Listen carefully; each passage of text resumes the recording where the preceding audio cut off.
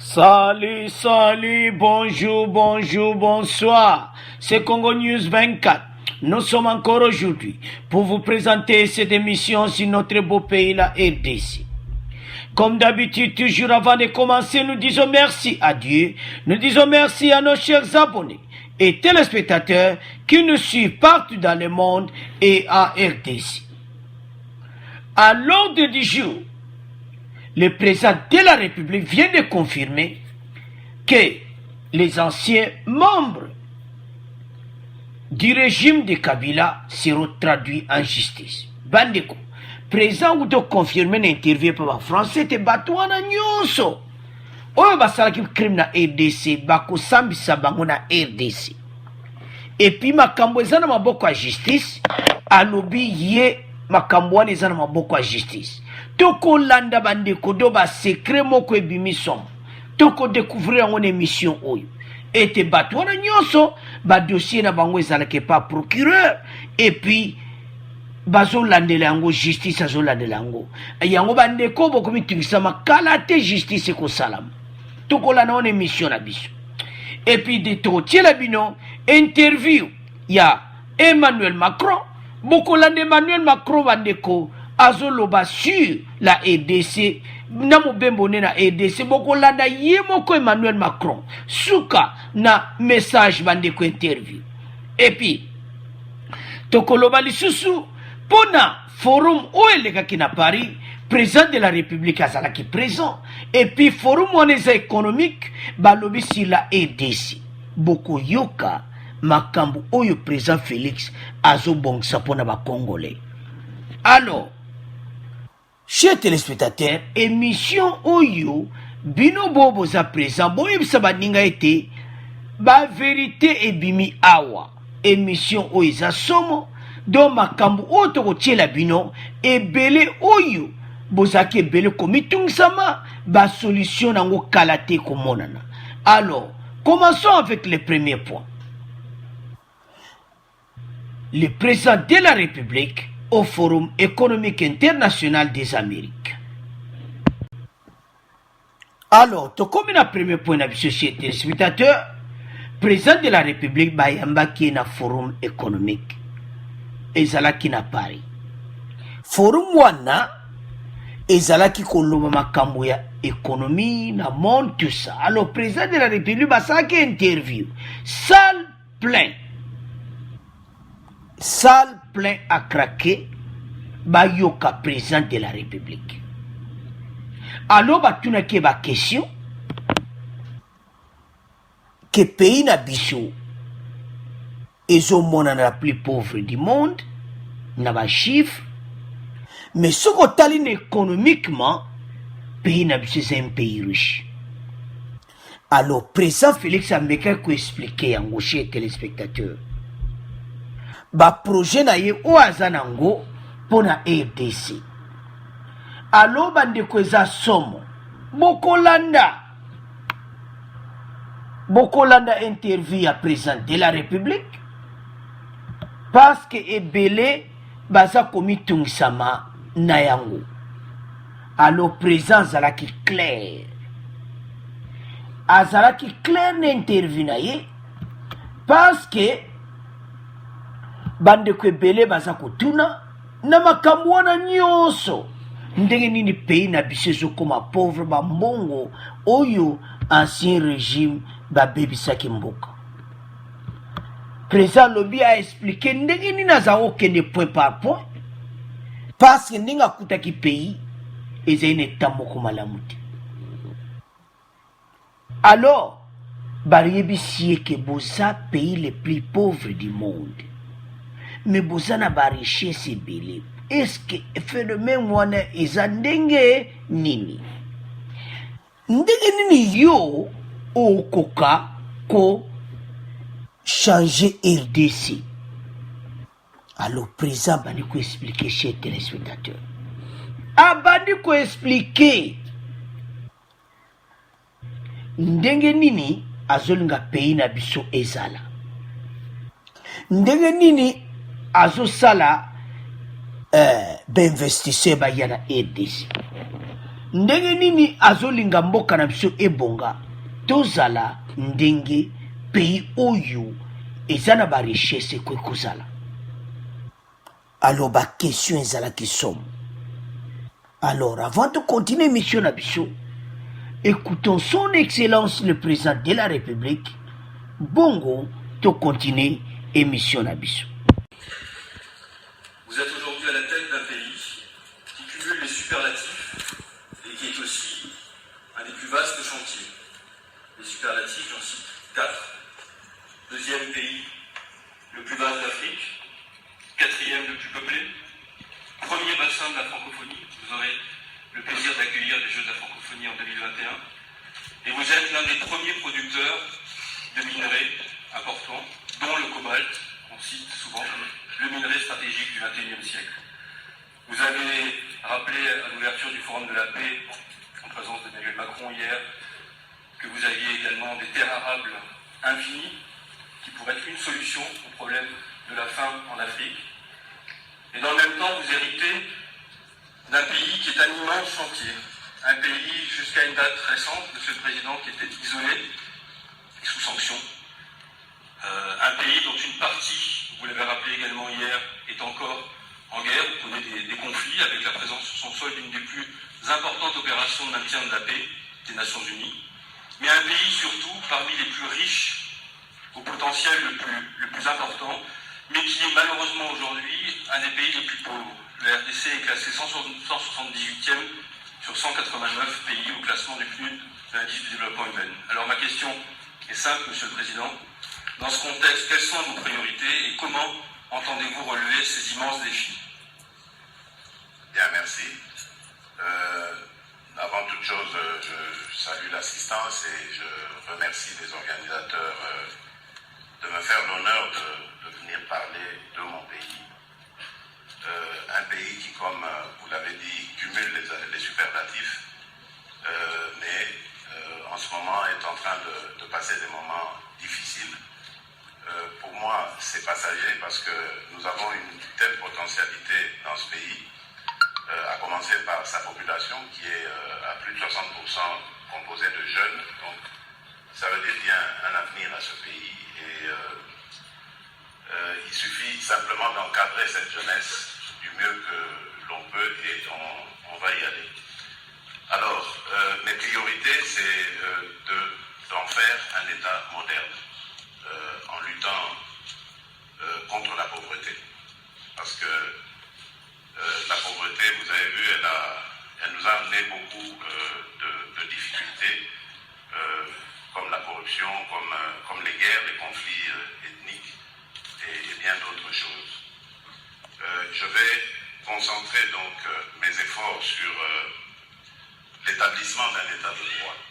Parce que avec l'État de droit, je pense que nous pouvons avoir des institutions qui soient fortes, crédibles et capables de pouvoir tenir notre administration, améliorer notre économie, permettre évidemment à celle-ci de croître et de mieux répartir cette richesse qu'on créera ainsi par la suite.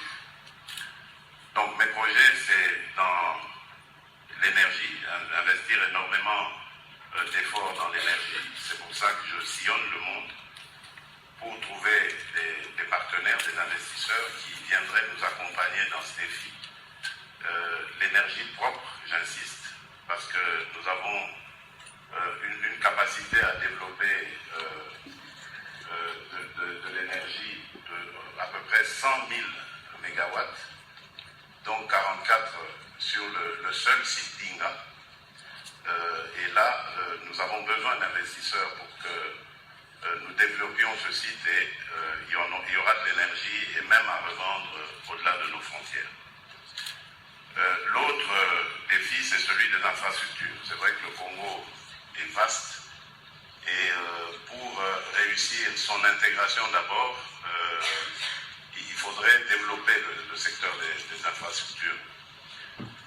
Là aussi, nous sommes en partenariat avec, on a développé du partenariat privée avec certaines firmes, mais il n'y en a pas encore assez parce que nous avons tout un plan de développement de ce secteur et nous sommes demandeurs justement d'investisseurs avec lesquels nous allons avancer vers ces défis.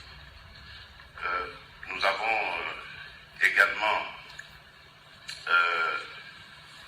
l'agriculture, parce que, pourquoi l'agriculture? Tout simplement parce que le Congo a souvent vécu de ces mines, des rentes minières, mais nous nous sommes rendus compte que ces rentes minières n'ont pas développé notre économie, ni par la création de l'emploi, ni par l'augmentation de la richesse.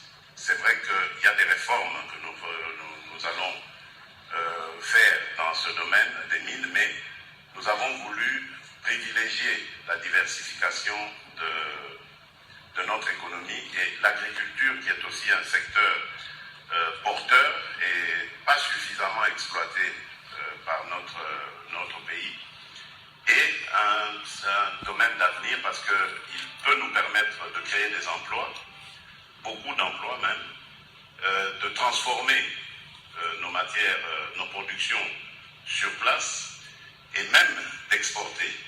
Et cela, comme vous pouvez l'imaginer, a pour conséquence de rentrer des devises, mais également l'autre conséquence c'est de lutter contre la malnutrition, la famine et d'avoir un peuple donc qui soit digne et fier. Donc ça c'est dans le domaine économique. Dans le domaine social, je suis allé déjà directement, malgré les maigres moyens à notre disposition, dans ce que la Constitution de la République nous recommande, c'est-à-dire d'assurer la gratuité de l'enseignement fondamental.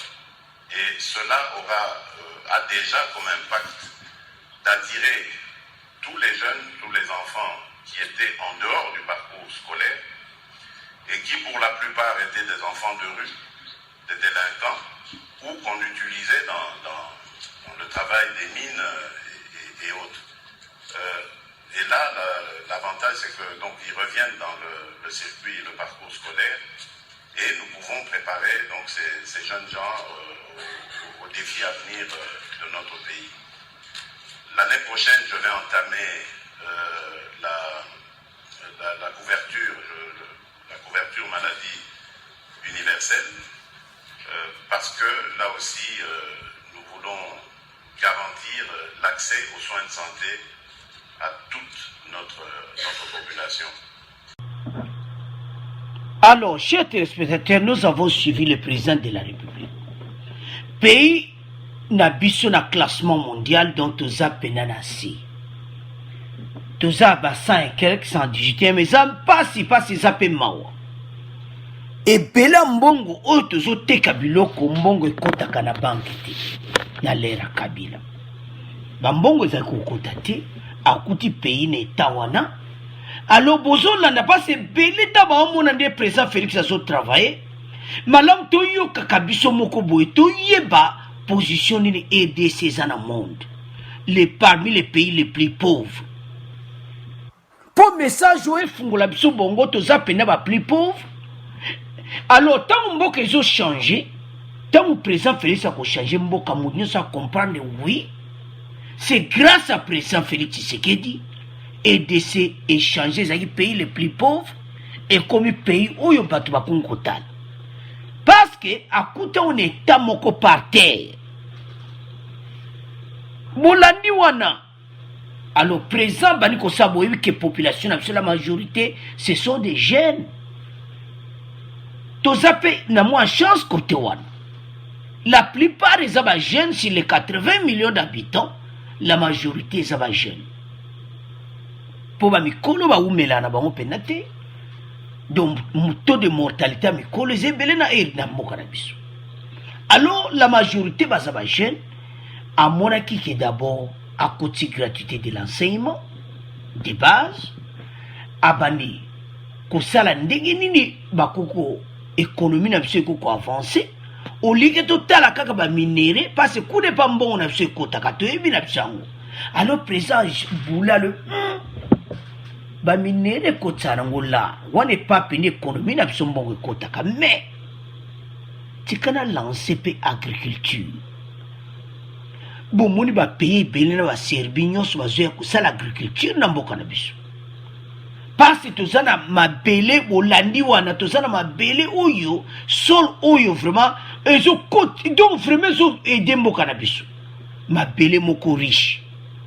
Alors président timbeli côté wana le mais pays na biso penza na donc il faut agriculture penza et salama.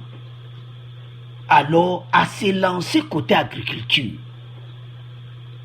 boyebi ki tosana ebala munene le fleuve Congo côté pe ba poisson tout ça. Alors alinga se lancer na côté de agriculture élevage biloko na nyonso parce que tant to banoko bimisa biloko ya biso moko mboka na biso kozala na nzala te. Parce que peuple pour le moment il faut dire la vérité que nanu peuple abimi nanu place auto lingato zalati. Parce que président Félix asali nan kaka 10 mois mais asali effort abongsi banzela parce qu'avec banzela ndeni place biloko bana kokota na capital parce que so banzela za kobeba infrastructure so eza mabe biloko pe moins et s'acheminer na capital ezati a raison ki abongisa banzela. Alors émission to linge benda biso pena matoi na biso ba congolais to yeba place to za Kabila tiki biso so ba 100 et quelques. Alors mokolo ba koya na indice musu ba présenter ba Congo ekomi 10e na monde et c'est sous pays pauvreté. Alors mutu nyonso a félicité président Félix Tshisekedi. Malan to landa kabiloko abwe place nini président Félix a kuti RDC. Et puis place nini yazo mema RDC. Parce que tout comprendre en clair. Et pas y wapi RDC zalaki et pas y wapi président Félix azo mema RDC. To landi biso moko. Pourtant mboke ko bongawa na 2020 2021 to yeba c'est son excellence président Félix Tshisekedi Muta bongisi mboka. Et à la gauche droite pour azo travailler du jour au jour. Ba yebi se pendenge ni mboka zala ba conflit ndeni yoko bongisa mboka wana lobike et l'autre liboso salaki c'est la sagesse. Aki okuta na ba pays voisins nyonso. Boyebi ke Kabila na ba pays voisins et angolais eko bela lisusu te. Na Sasupe eko bela lisusu te. Na ba pays wana nyonso est mususu ezai pena ko bela te malgré to koloba ke yena Kagame baza toujours motu moko to koloba na biso yango. Mais kurezo ole kalisu ndenge ezalaka te. Parce que Kabila bendana ki na ye abi non ngana ko poser candidature sur à respecter constitution. Yo kasi tant Kabila boy ko poser candidature c'est ba voisin na ba sepela ki. Parce que bon ba linga mboka na biso zaka pe kana désordre. D'une part total la pe côté musu pe total la pe.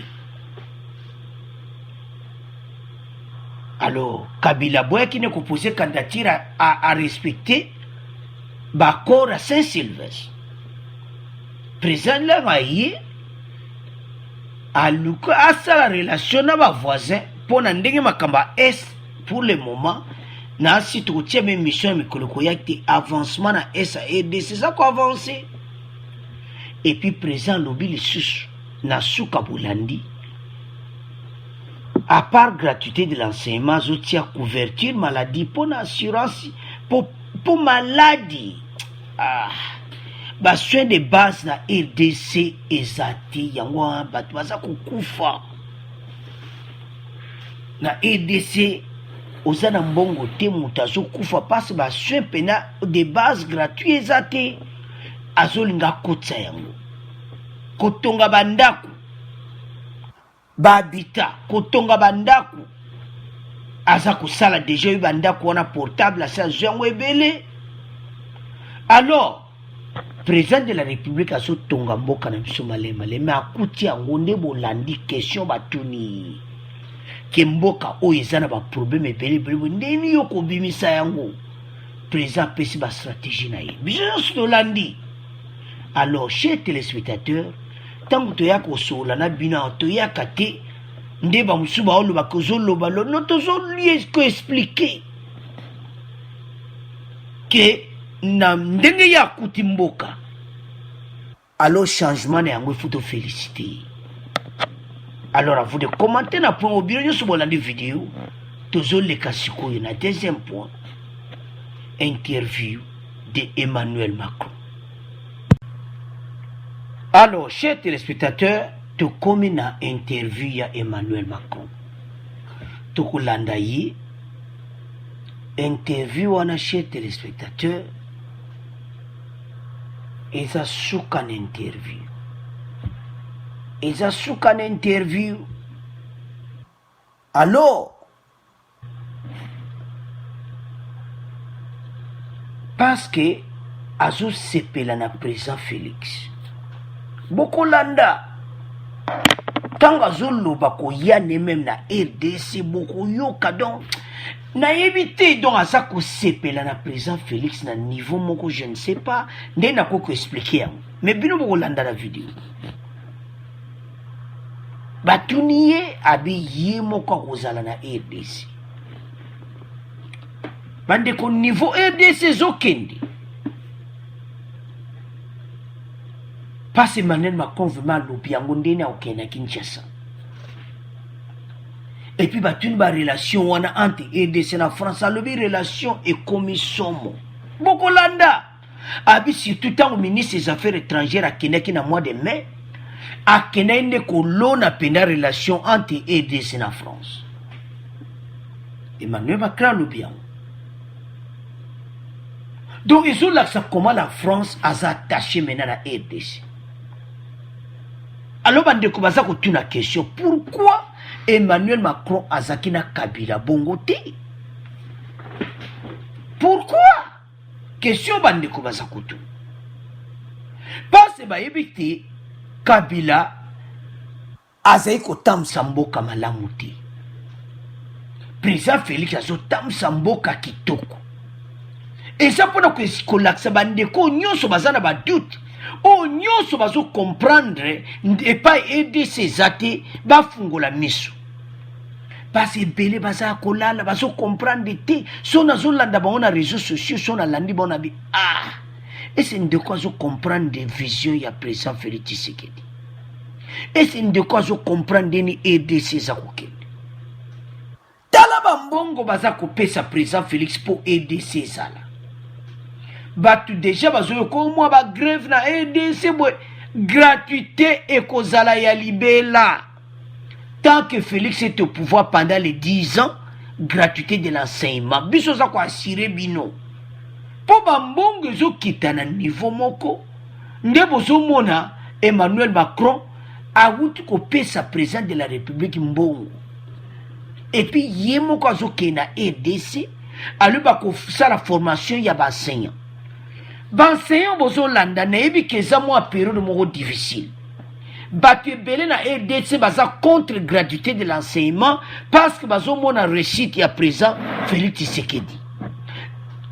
Mais tozo sa enseignant ba français ba assurer RDC que baza ko assurer formation ya ba enseignant. Baza ko aider RDC et avancer de l'avant. Alors sans plus tarder, tout le monde Emmanuel Macron n'a pas chipé, bon, on continue mission la mission. Je me rendrai ensuite moi-même son invitation en RDC, mais je suis très heureux que le président ait passé ce temps à Paris et que nous ayons ainsi redéfini, après la visite en mai dernier du ministre Le Drian, les bases fortes d'un partenariat renouvelé. À quand le voyage du président Emmanuel Macron à Kinshasa? Écoutez, je l'ai dit, mais c'est à l'invitation du président, mais ce sera dans la deuxième moitié de 2020. De voir la France revenir en pointe là-dessus. Et je le lui avais dit, je tenais à le lui dire, je veux que la France soit beaucoup plus présente en ce moment en Afrique. Ça fait partie de vos objectifs de votre tournée européenne, d'obtenir cette aide? Oui, absolument. Oui. Alors, chers téléspectateurs, Toyoki Emmanuel Macron. Toyoki question batuniye ndenga répondre concernant la RDC. Boyoki ndenge batuni président Félix P. Que relation oyo eza kitoko. Batuni écoute na date. Emmanuel Macron a lobby les invitations déjà acceptées. Asako kende na Congo yemo kwa lobby yango. Bolandi. Yango chers téléspectateurs, ba biloko boza tout comprendre kana niveau ndenge nini ba relation président Félix Azanango. Ndenge kotamsa mboka na biso. Parce que Emmanuel Macron na niveau ya Union européenne soki bolandaka Union européenne liloba ya Emmanuel Macron na mama wana ya Balma Angela Merkel na Emmanuel Macron ils ont pays mibale wana ils ont dominé l'Europe. France na Allemagne bazana ba mo ya sur l'Union européenne. Parce que bango bazaba le plus grand na kati Union européenne, le plus grand pays. Donc bango le so ay Union européenne tala. So que kaka Macron ay Union européenne tala. Bo débloquer mbongo boye, bo pesa président Félix bako pesa yi. Ba kabela yi za ko defati. Ndeko mona zo kende wan nan au nom de la France. Tango akoma na ADC. Ko zonga Emmanuel Macron boko mona makama minene ko salama na ADC. Parce que yako pesa sango na Union européenne. Alors lokola Allemagne na France bazaba en tête Union européenne. Yango bozo mona ba voyage à priser ke na France pe na Union européenne.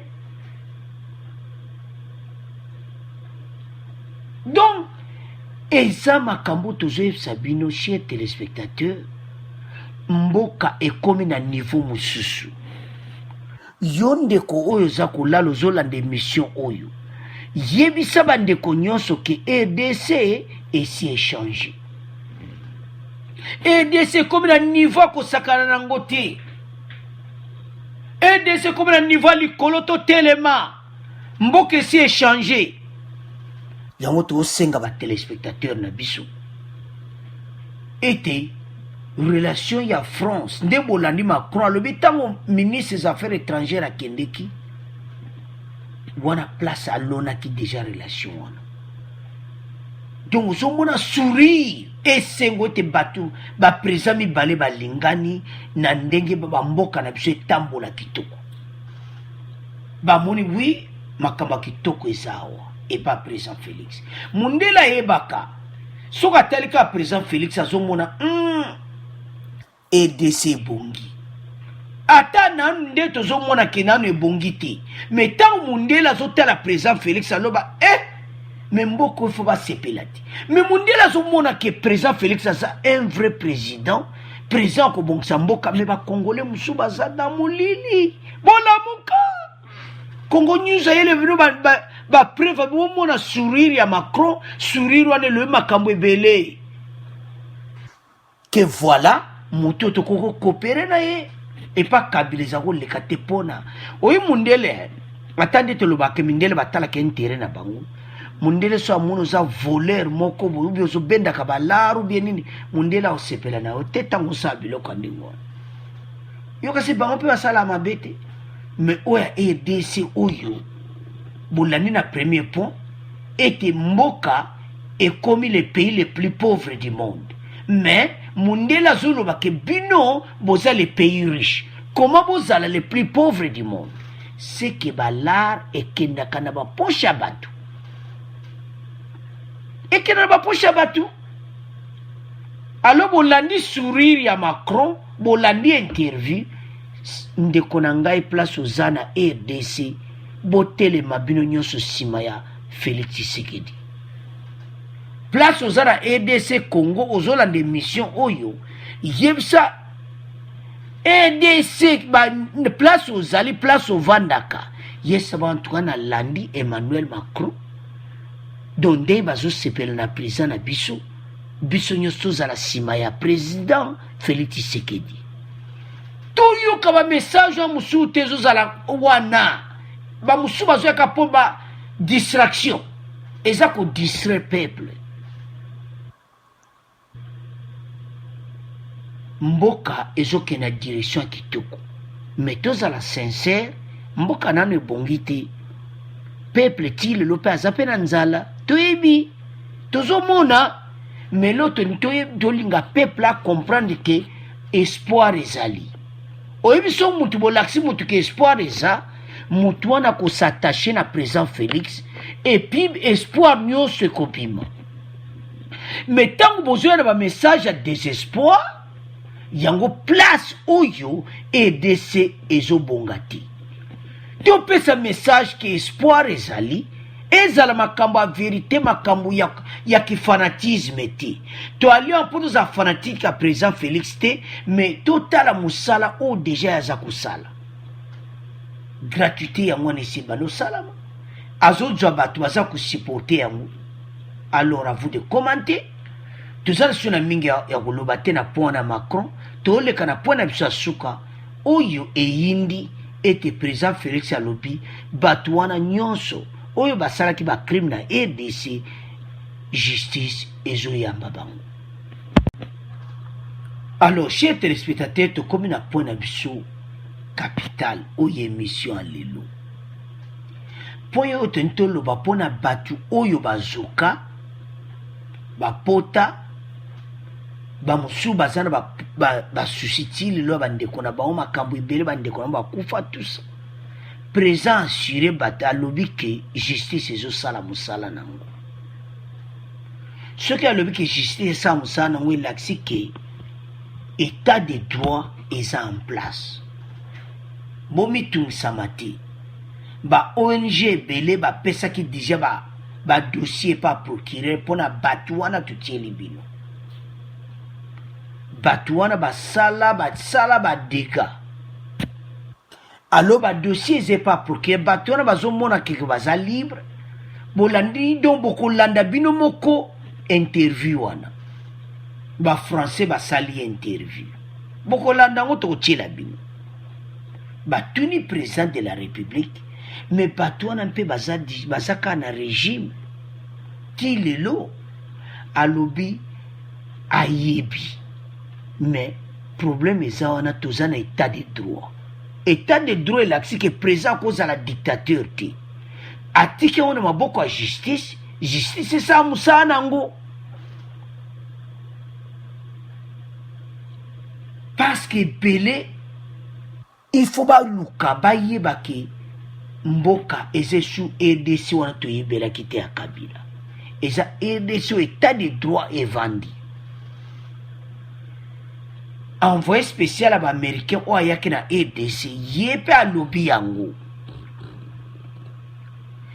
Envoyé spécial à l'américain pe alobi yango ke batu wana nyonso basala ba crime état de droit ekoyamba bango. Achemai na munokote mutu wana Donald Trump. Yango tozoyebisa bandeko nyonso ete ntango envoyé spécial ya baaméricain yaki ye pa alobaki yango makambo président Félix alobi état de droit ezali ezoyamba bango parce que bango bakanisa ekake état de droit ici, l'état de droit ezali. État de droit ezali. Envoyé spécial à Grand Lac ya USA na États-Unis, yepe azalaki présent wana pe alobaki yango. Alors sans plus tarder, tozotiela bino entrée ya président de la République na salle place azalaki mpe na interview na ye oyo ya makambo bato bakozala traduit en justice. Bongo to continue émission na biso.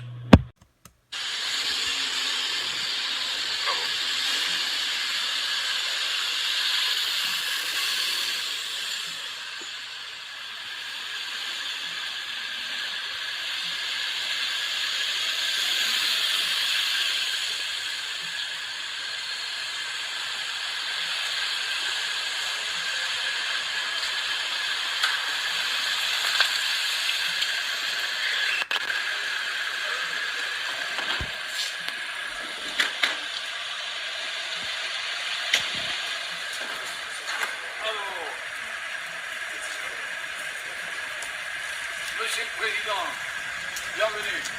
On est très très content de vous recevoir. Vous êtes par ici. Et Nicolas Révillard, c'est le président de cette conférence de Paris. Grand plaisir, il est votre pote.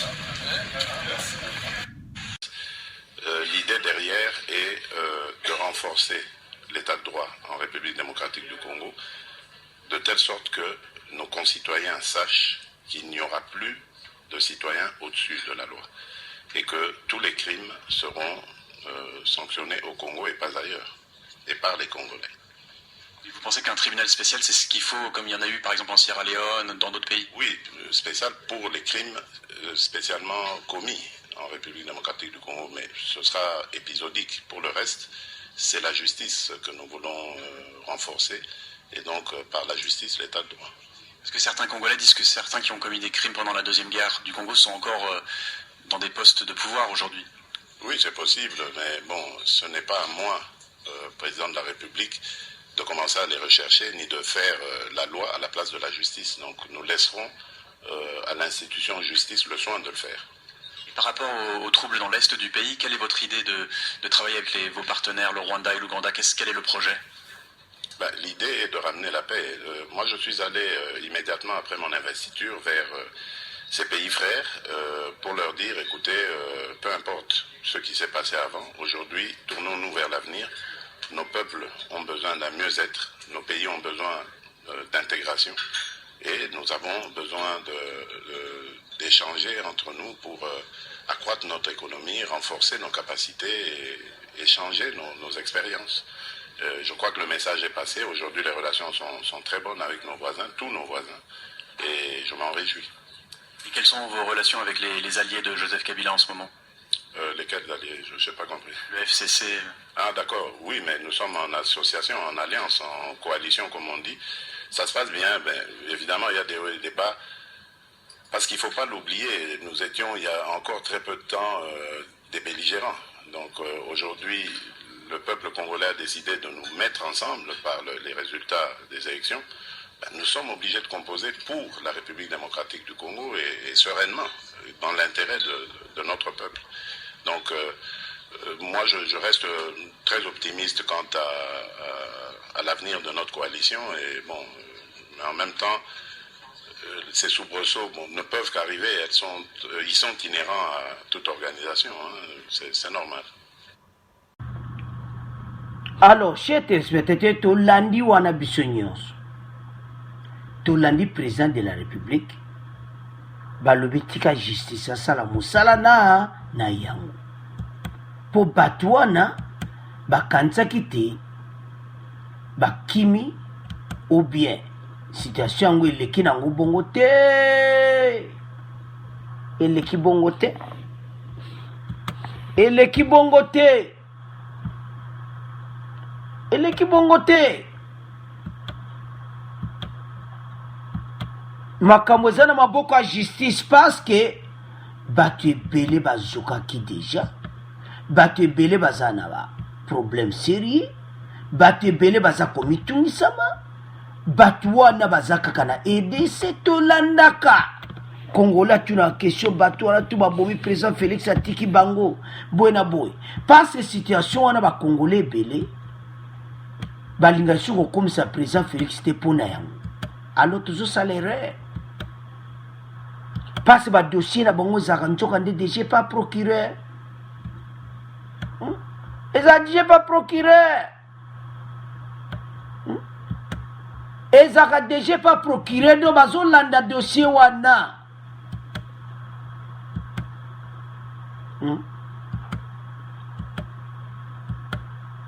bato ebele moi totanga bakombo eza te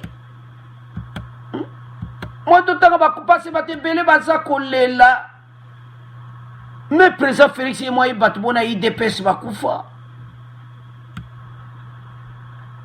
ayebi me balingi désordre te mboka efo ezala ordre boyebi likambo soki bazomemamo malembe ezalaka kitoko ministère ya justice wana bozoyoka bolanda te mpo aza o moto ya FCC bolanda wana te aza congolais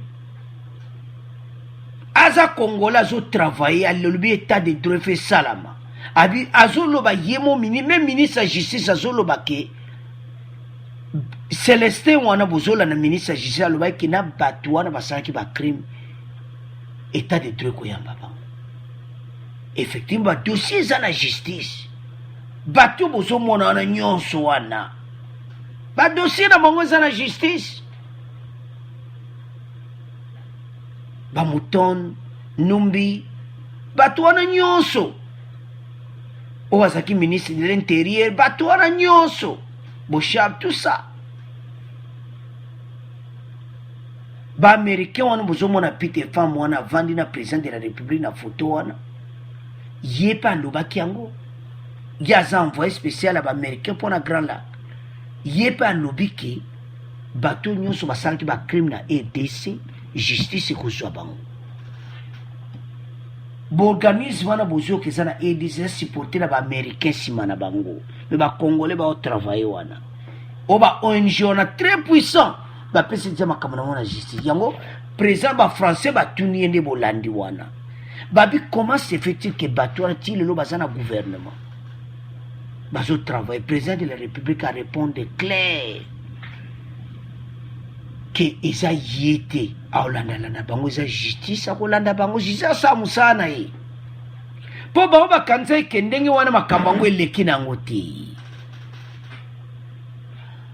bato wana nyonso bakozala épargne te parce que tant justice ekosala eza sous président Félix te eza sous ye te état de droit nde oyo tolukaki l'état de droit eza place oyo likambo esalami moto nyonso azala na esengo obomaki ndeko na ngai ye fo basamisa yo obomaki otibeya bato wana nyonso toyebi yo mpe fo basamisa yo yango président alobi ke makambo wana eza epa na ye eza na maboko ya justice biso ta toyaka na masolo toya kotiela bino makambo oyo eza bino mpe bolanda abi justice asala mosala nango ya kozala wana te mpo nango batuni esiko question oyo ezoleka na este mpe ya RDC alobi ke mosala ezosalama na RDC kimi kokota me tozonga na point na biso tozoloba oyo bandeko baza kotuna ese bato wana vraiment bakoleka na justice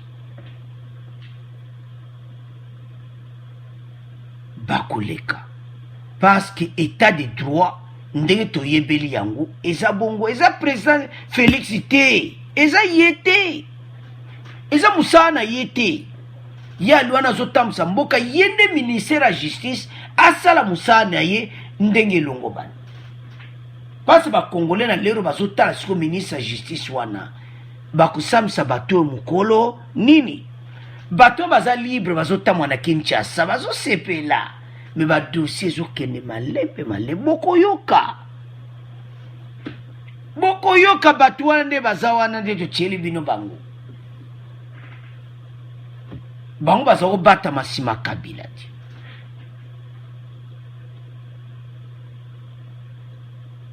alors message ekoi justice ezikoparne mutu moko te envoyé spécial ya baaméricain alobi yango président de la république pa alobi yango baaméricain batondi na RDC suka te na armée bamosusu bazotravaille na niveau ya police tout ça.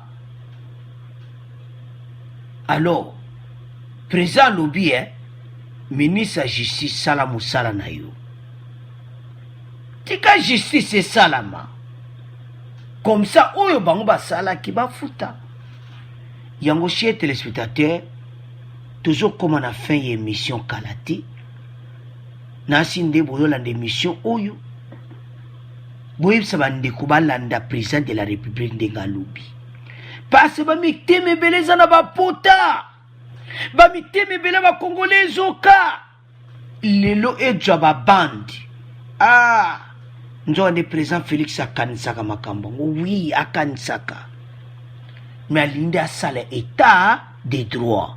État de droit elobi ete eza président Félix te eza l'état. Ntango état de droit du mosala na esiko ministère ya justice il faut appliquer yango. Ministre ya justice aza mpe matata siko bandeko bakotuna bato wana nyonso baza la plupart bato ya FCC. Est-ce que ministre ya justice ya FCC sa kosala mosala malamu? Wana question bandeko bakotuna tozo répondre bino ke aza congolais aza na makili ezotambola ayibi bapasi ya bakongolais akosalela oyo bakongolais baza kosenga yango tosenga na bakongolais bozala calme état de droit ezosalama kala te ekoyinda. Alo bandeko soki balobi ekoyinda ekoyinda bokomona bango mpena ke convocation Numbi azosamba na Gombe, Mutonda azosamba na Gombe, bato wana nyonso bazosamba na Gombe. Bapolisier combien de fois babomi bato bakanyama bayebi bato wana nyonso bazokura ke badossier eza kuna boyi pwani bosha babimaki te na assemblée nationale. Pourquoi vote nelekaki te? Balinga bavote te bayebi ke ye baleka na makambo wana. Vote nelekaki te me badi banga moto elekaki bosha bazaki milie yango ntango toyebisa bino bamasolo oyo chez téléspectateur toyaka mpona koyede mboka mpona koyebisa bandeko ete bo bazoka solution kala te ekozwama. Alors à vous de commenter tokomoleka na résumé émission na biso. Alors résumé émission na biso eza ete na premier point tolandi forum wana économique président a expliqué batune question ndeni RDC eza les plus pauvres du monde mais aza na richesse aboui. Président expliqué bango ba projet na ye ndeni azomema yango na énergie na agriculture abi ba minere moto ekotisaka mbongo mais amonaki agriculture mpe ekokoyede et puis alobi ndenge nini gratuité eza koyede mboka mpe ndenge nini EDC parce fa un peu changement de mentalité parce mentalité tozaki nango na lera kabila eza mosusu. Alors yango toyebisa bandeko jour EDC kobima mboka kitoko boyebe pa wapi président de la république akutaki biso ba 100 et quelques na monde eza mawa parmi les pays les plus pauvres. Alors président de la république a expliqué en Tolandi yango na deuxième point Tolandi Emmanuel Macron nde naza koya supporter président Félix alobi aza koya bolandi ye moko et puis na point suka eza oyo bato bazokaki bazwi réponse ma na émission oyo. Alors à vous de commenter boyebisa bandeko ba abonner massivement pour aider surtout ya bino ba nouvelle à kitoko. Et puis merci pour na commentaire na bino pour na message na bino tosotanga ndenge ezoleka live. Merci pour na yango. Alors abonnez massivement. Au revoir, à la prochaine.